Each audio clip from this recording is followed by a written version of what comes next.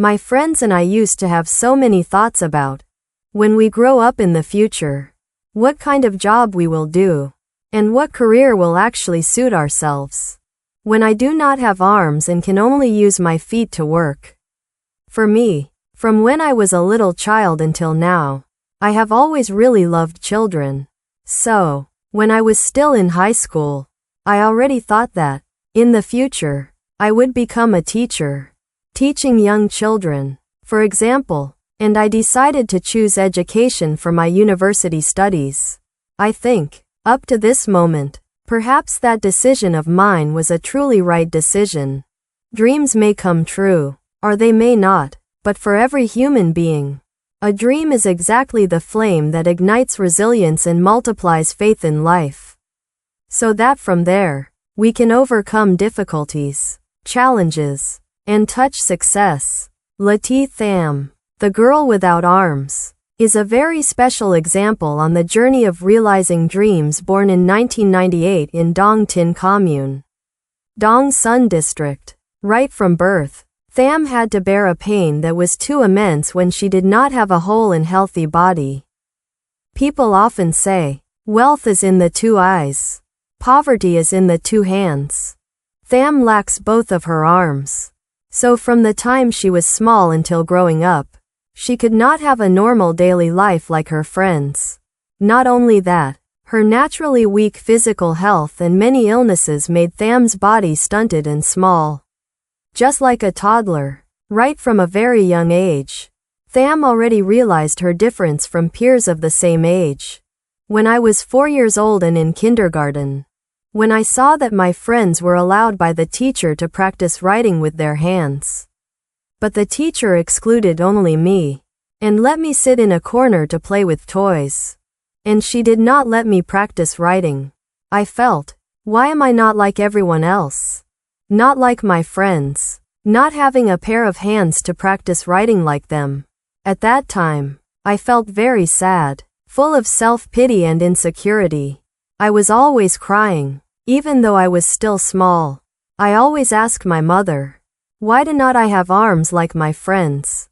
Like everyone else? Quote, I felt very sad and inferior. When going to school, my friends often teased me. They kept calling me penguin. Or they would say, look, that girl has no arms. Quote, so I felt very self-pitying and inferior. But, at that time, the will and the energy, even though I was that small, I already had very mature thoughts. Just like an adult, that was, I must do everything right. Just like my friends. Just like everyone else. Even though I do not have a pair of arms, and absolutely. I had to go to school. I had to practice writing successfully just like my friends. To become a person who, despite having no arms, can do absolutely everything. During those childhood years, Tham always had her family as a very special anchor. Her mother was always the one walking alongside Tham, serving as a solid spiritual support for her to overcome moments of instability, sadness, and loneliness. It was thought that with a disabled body, Tham would never be able to overcome the rough and bumpy road to school. But the love of her family and her burning desire to conquer knowledge helped Tham overcome her inferiority to fulfill her dream of seeking education. For a person who lacks both arms, going to school is many times more difficult than for her friends. Yet, throughout 12 years in general education, the small, disabled girl Lettie Tham was always a good child and an excellent student. A shining example of the spirit of overcoming difficulties for all students in her school and class. And then, when finishing high school, Tham continued to conquer her university dream. Any mother who gives birth to a child also wishes for their child to be normal and whole, to bring joy to the parents. But unfortunately, she was born like that. So on the parents' side, generally speaking, we were also very, very sad. I think she also felt very self-pitying. Because after all, other people's children are normal while mine is like this. But then, thinking back and forth, Heaven will not take everything away from anyone. If you suffer a loss, you will get something else in return. So her father and I tried very hard to raise her up to this day. Our journey, to be honest, was very arduous and very hard. Day and night, rain or shine, generally speaking, we had to push through. Many days. As a mother, I was exhausted, but I still had to try my best to take her, because she tried so hard and strived so much in her studies. She never skipped a single day. Even in heavy rain, she had to wear a raincoat to go. And in burning sun, I also had to take her to school. She never chose to stay home. She just had to go to school. Therefore, her effort is truly monumental. For instance, I am extremely proud of her. 4 years of university left inside me so many memories. Memories with teachers. Memories with friends. Memories with the university. Because everyone was very caring and helped me a whole lot. During those 4 years of university, people did not just encourage, help, and care for me, but also created so many opportunities and assisted me in life.